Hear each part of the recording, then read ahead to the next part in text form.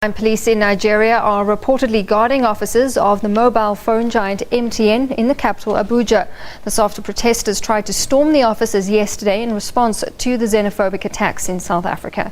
And more South African businesses are reportedly being targeted in Nigeria. Protesters also gathering at the offices of MultiChoice.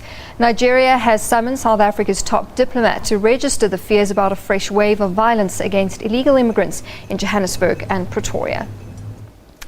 Well, contrary to what the Home Affairs Minister has said, the Forum for the African Diaspora believes that the recent violent protests that have taken place in Rosettenville and Pretoria are targeting foreign nationals and are xenophobic.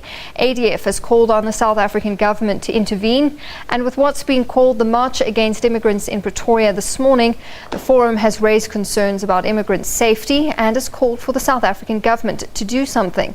Earlier, we spoke to Emeka Johnson, the Forum spokesperson. The way he said it is justified, but that's not the way he said it. We have a clip of what he said, which is contrary to what you said just now.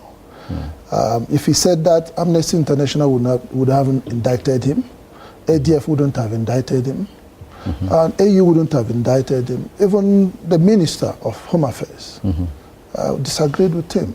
A cross-section of people all over. In fact, I think it's only Mashaba that has that idea that criminality in Johannesburg has to do with foreign migrants.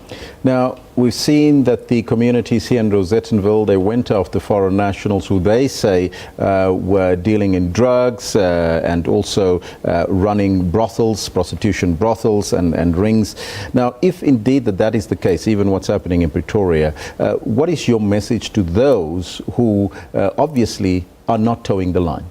Actually, well, that's not the case in the first place. We're on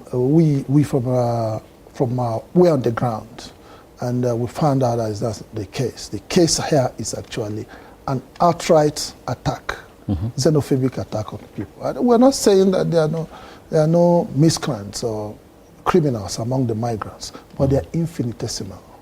How many migrants are in South Africa in the first place? And look at the statistics. How many of these people have been convicted and arrested and convicted? That's where you get your statistics. They are there. But I mean, but South African government has the necessary institutions and they can activate to nail these people and let the laws of the land take position.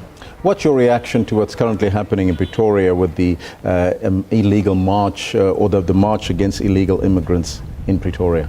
Well, that march has been planned over time.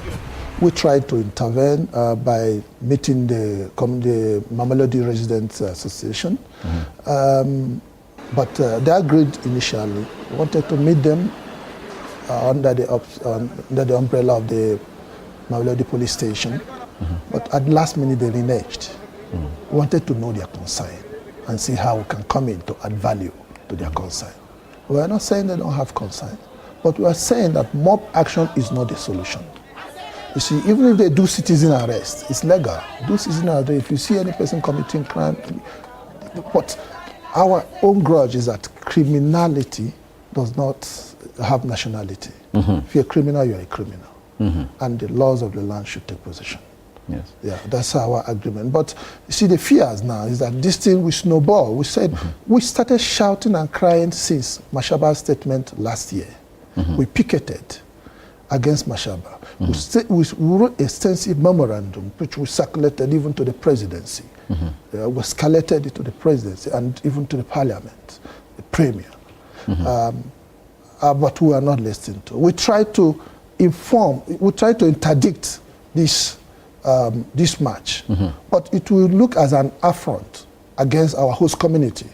But who had expected South African well-meaning organizations to have interdicted this? Because what is actually happening, the news on the ground now is that even schools are closing, calling parents to come and take their words. And the fears that this thing will escalate to the extent touching some areas like Hebrew, Berea, Yeovil, in no time today. Now, yesterday, the Home Affairs Minister dismissed reports that the latest incidents are xenophobic.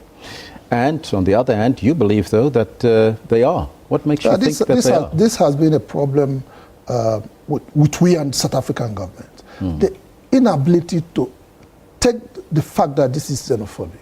Right from the King's Willetini statement, we've been looking at it as xenophobic. The interministerial committee or the parliamentary committee on that issue, we met them. We presented our memorandum, telling them that they try to deny it. This is denialism. It doesn't work well. Ask the common man on the street. Even the protesters themselves have called it xenophobia.